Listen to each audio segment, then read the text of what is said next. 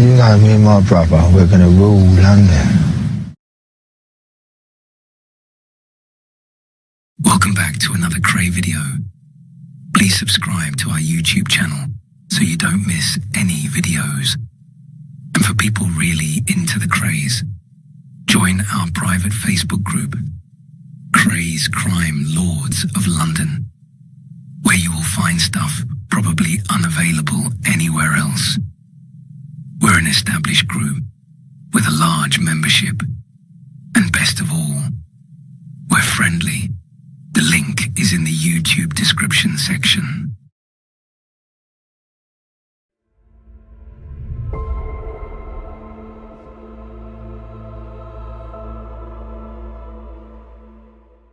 Welcome back again. The twins, with their new mafia connections in America, were starting out on a brand new adventure. Centered on Brussels was Europe's most elaborate forged currency syndicate. In northern Germany and Amsterdam, there was the ring that had virtually cornered the international market in stolen jewelry. Peace-loving Zurich was the center for international arms deals.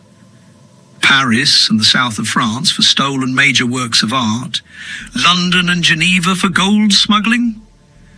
Then there were the drug runners and the spies. Each of these criminal trades had its acknowledged virtuosi and its leaders, who formed a sort of international underground of crime. These were the men Alan Cooper, the fraudulent banker and associate of the Krays, knew. And here was a rich field for the twins. International crime is different from national crime only in quantity. There are the same feuds and jealousies, and every criminal specialist is vulnerable to one super specialist, the specialist in violence. That autumn, Frances showed her first signs of a breakdown. A change would probably have cured her, but she had nowhere to go. Sometimes she was with Reggie, imagining that everything could still work out. Sometimes with her parents, saying the twins scared her. Most days she still saw Reggie. When she did, he tried to get her back. Sometimes she spent a day with him. In September, they drove to Dartmoor to visit Ronnie's friend, the mad axeman Frank Mitchell. She remembered him as a huge man with the biggest hands I ever saw. Yet he was gentle, like a child. Reggie gave him a transistor radio. Mitchell had made Frances a present in the prison workshop, a small wooden jewel box lined with velvet. On days like these, it was easy to be happy. Back in London, it was different. One night at Valence Road, she had a row with Reggie, which brought Ronnie down in his pajamas, bellowing at his brother to throw the fucking woman out for good. Frances began to sob hysterically. Her brother had to come and take her home. A few days later, she was back with Reggie, but by now she was heavily on tranquilizers and pep pills. She suffered headaches and severe depressions. Like Ronnie, she began to fear the dark. Then in October, she decided there was no hope for her marriage and told her mother that she wanted it annulled. Her mother swears that she was still a virgin. That same month, a Cypriot waitress called Anna Zambodini brought a paternity suit against Reggie. It was dismissed, but the publicity helped counteract the slur of the threatened annulment. A few weeks later, Frances entered the clinic of the Harley Street psychiatrist who was treating Ronnie. She had been married 6 months. That autumn, Ronnie started to compile his list again. Fame, money, foreign deals all had their uses. But he still felt threatened. The twins still had enemies. One was Mad Frankie Fraser. It was a good 9 years since this aggressive little man had taken sides with Billy Hill against the twins and gone to prison for his attack on Jack Spot. Now he was out, and Ronnie had heard rumors that he was friendly with another of the twins' old enemies, a fair-haired tearaway from Watney Street called Myers. There was resentment over a long firm of his that the twins had destroyed. Since meeting Fraser, he had changed his name to Cornell and moved south of the river, where they had both joined the Richardsons. By October, Cornell, Fraser, and both the Richardsons were down on Ronnie's list. Even today, there are criminals in London who puzzle over why the Krays and Richardsons ever had to clash.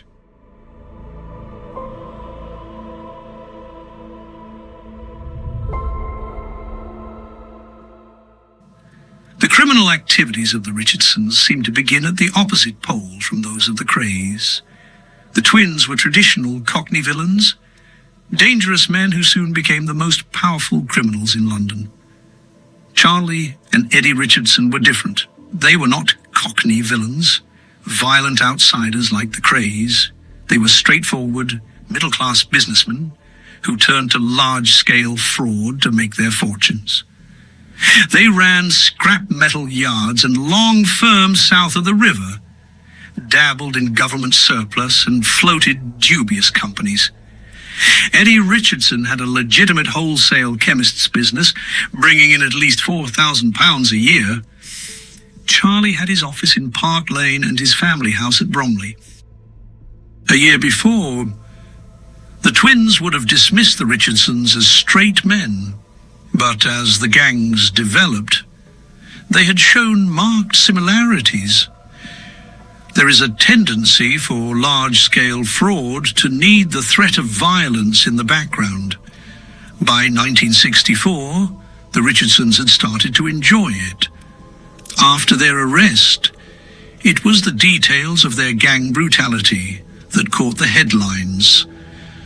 The mock courts in the Park Lane offices before the Richardsons, the pliers on the teeth and fingernails, and the electrode treatment for those who let them down. This did not worry Ronnie too much. What did disturb him was the threat of competition. He also heard that Cornell, himself one of the Richardson torturers, had called him a fat puff. Reggie urged caution. Ronnie wanted blood and was soon finding reasons to shed it. Fraser had taken over a chain of fruit machines that the twins had owned. Cornell had moved in on the West End pornography business. Just before Christmas, 1965, Ronnie and the Richardsons met late one night at the Astor Club off Berkeley Square. Both sides were armed. Insults were uttered, and at one point it looked as if the shooting was about to start. A few weeks later, the twins were summoned to a meeting with two important visitors from the American Mafia. They spent 2 days together talking as equals and reached an understanding. The Americans were anxious to increase their stake in London gambling. Junkets, big organized gambling parties, would soon be flying in on a regular basis from California and New York. This meant big money, on which the Americans were anxious to take their cut.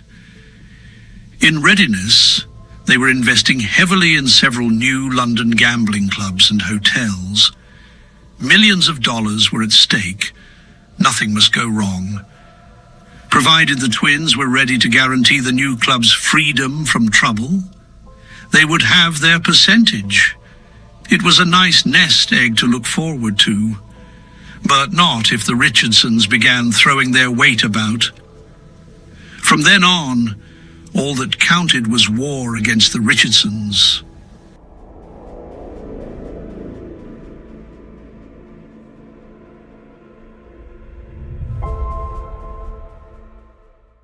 No further business was accepted, no risks were taken. The firm was mobilized and the information service stepped up. Fresh arms were purchased, caches of arms and ammunition were established in different parts of London. Everybody on the firm was issued with an automatic. Ronnie wanted something more impressive for himself and Reggie. Through Alan Cooper, he bought 2 brand new Browning machine guns for £75 each. He also asked for Mills bombs and limpet mines. Cooper said these were not available. Ronnie enjoyed the Brownings, spending hours oiling them and studying the instruction manual, but weapons didn't make a war. He wanted allies too, and in January held a meeting at Fort Valence with the two other gangs who had most to lose from the rise of the Richardsons. From Clapham came two brothers who led a gang of thieves who had been closely involved in the great train robbery and had clashed with the Richardsons. From North London came three more brothers whose gang had long operated by courtesy of the twins. Ronnie was eloquent about the menace of the Richardsons. After they had drunk a lot, he began talking of his old dream of a federation of gangs. They should form a defensive alliance, a firm treaty that if one gang was attacked, the others would come to its aid. And if someone's killed, it'd be up to the rest of us to do something about it. This seemed a good idea, and they shook hands on it. The war began in February. After a shouting match in the Stork Club between Ronnie and Fraser, the twins left Cedra Court. The colonel took command. The following few weeks were probably the happiest of his life. He was the guerrilla leader, armed to the teeth and ready for anything. Messages passed back and forth in code. Meetings were summoned beneath forgotten bridges and in the backs of lorries. Spies brought in a flow of tidings of the enemy. Obscure East End pubs became the colonel's headquarters. Raids were planned and ambushes prepared. Reggie was with him, as he always was in time of trouble. The worries about Francis now forgotten. The humdrum business of the firm irrelevant. For once, the twins appeared to have an enemy worth fighting. One night, a raiding party shot up the Widow's pub in Tapp Street from a car 5 minutes after the twins had left. A few days later, a car mounted the pavement in Valence Road, knocking down a man who looked like Ronnie. The twins put on bulletproof vests and started making preparations to use the machine guns against the Richardsons.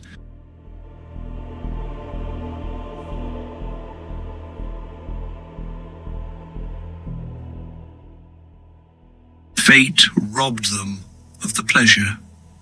An early morning fight broke out on the 8th of March, 1966, between two rival gangs at Mr. Smith's Club on the London Eastbourne Road at Catford. A 30-year-old gangster called Richard Hart was killed.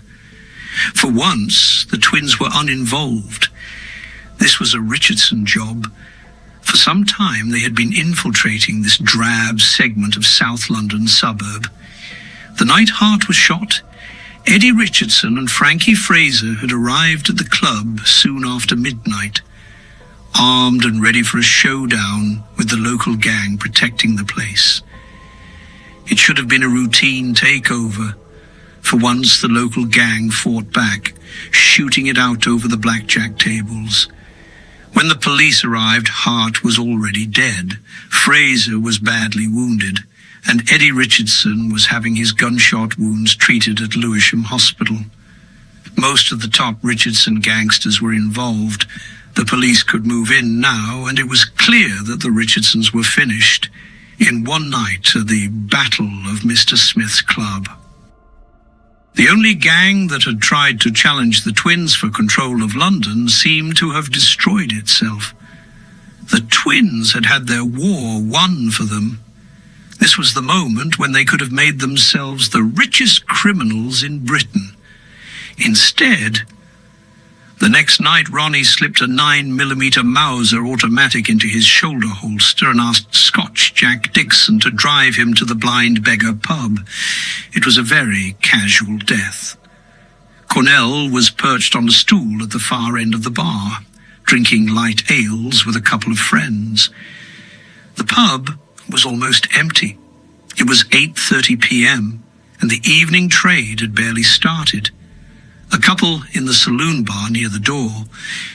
An old man sipping Guinness in the public bar on the far side of the partition. The barmaid had just put a record on the jukebox to liven things up when Ronnie's arrival made this superfluous. Ian Berry was with him. Both had guns. "Well, just look who's here," said Cornell and smiled. He had an unattractive smile. Instead of a reply, Barry fired 2 warning shots into the ceiling to send the barmaid scurrying for safety in the cellar. Then Ronnie shot Cornell through the head and walked back to the street where his car was waiting.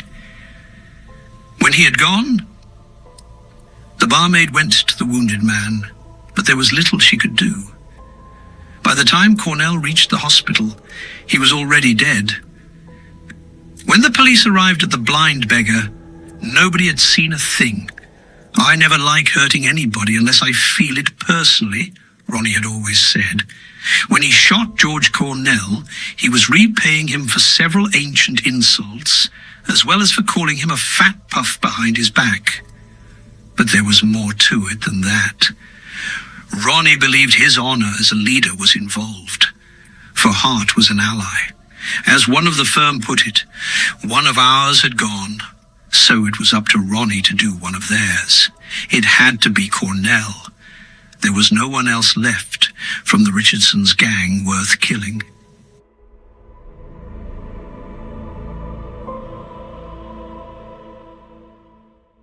Fraser was in hospital with a police guard by his bed. The Richardson brothers were in custody, along with everyone who had been at Mr. Smith's.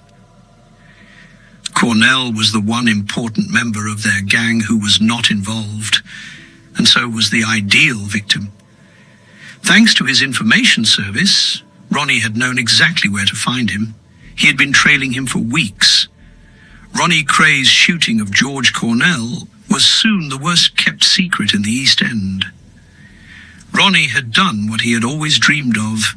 He had killed openly as a gangster should. As he lay hiding in a small room over a barber's in the Lee Bridge Road, he lovingly recounted how it felt. The noise and the recoil of the gun, the look of blank surprise on Cornell's face, and how his head burst open as the bullet entered. Ronnie felt no remorse, no fear, only exhilaration. Reggie was taking care of things. Superintendent Butler, Scotland Yard's greatest detective, came down to Whitechapel to nail the murderer, but could not touch him. He knew who was guilty. The whole of Bethnal Green knew, but nobody would talk. Butler was putting all his hopes on the barmaid from the blind beggar, who must certainly have seen the killer, if not the killing. He was too late. Someone had spoken to her. When Butler put Ronnie into an identity parade at Commercial Street Police Station, the woman nervously insisted that her memory was weak. So Butler of the Yard departed, leaving the Cornell killing as one of the few unsolved murders of his career. He also must have known that he was also leaving an entire area of London ruled by gang law.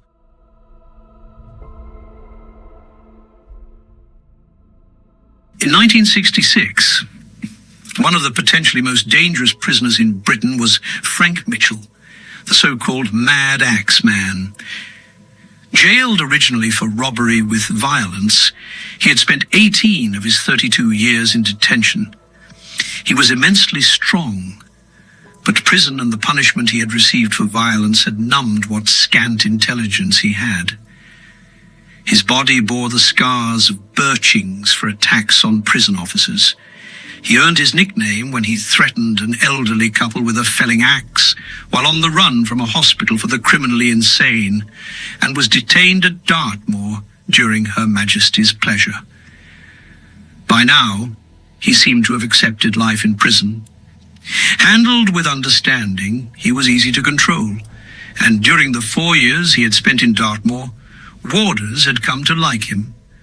The prison governor, Mr. Dennis Malone, took a particular interest in him and always called him by his Christian name.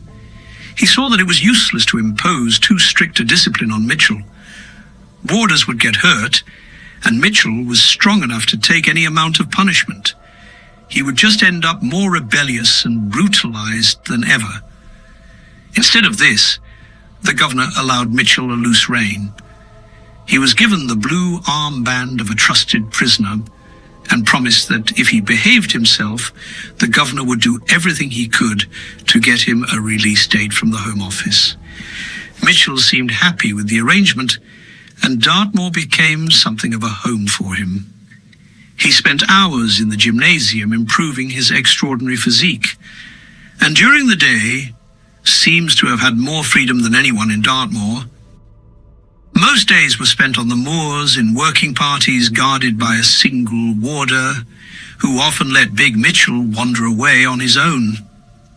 Mitchell liked this. He had a way with animals, taming the wild moorland ponies and riding them for miles. Wearing his shirt and denim trousers, he was quite free to visit isolated Dartmoor pubs, and often brought a bottle of scotch back for the evening.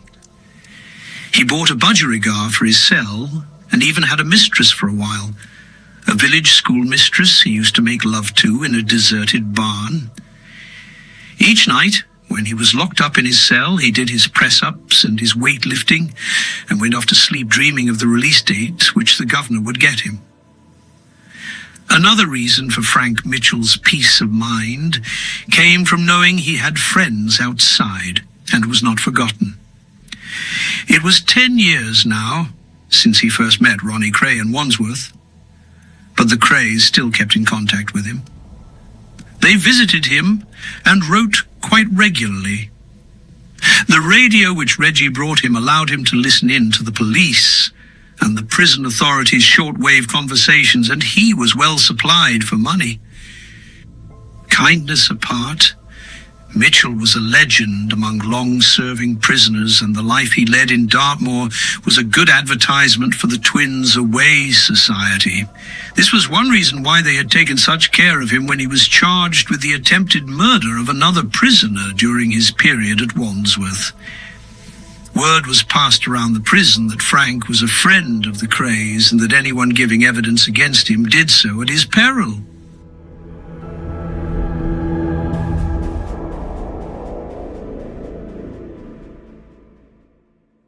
Nemone Lethbridge, the attractive female barrister who appeared for Ronnie in his car-stealing case in 1961, was briefed to defend him. And Ronnie even got his tailor to make Frank a suit so that he would look his best at the trial. After Mitchell was acquitted, he always spoke of the twins as the two best friends a man could hope for. During these 10 years, there was one thing the twins never did: encourage Mitchell to escape. It would have been no problem for him to get away from Dartmoor, but they agreed that his best hope was to rely on the governor's ability to get him a release. They also knew that if he escaped, he could never stay at liberty alone. His size made him conspicuous, his simple-mindedness a liability. Then suddenly, they changed their minds. A few months after George Cornell was shot, they told Mitchell that they were going to get him out. Mitchell was thrilled. If the twins told him to escape, it must be right. From that August on, he thought of nothing else and began planning on his own account. This strange decision of the twins has never been explained.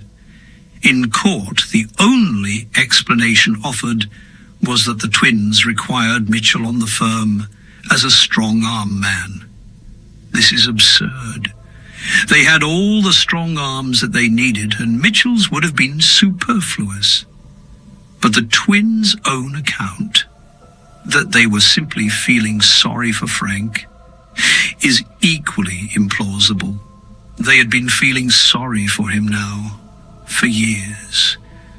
The truth is that the whole idea of helping Mitchell to escape began as a simple exercise in underworld public relations, a gesture of the sort the twins could not resist, especially that summer when it was clear that something needed to be done. Thank you very much for watching. That brings this episode to an end. I hope you enjoyed it. I'll see you in the next one.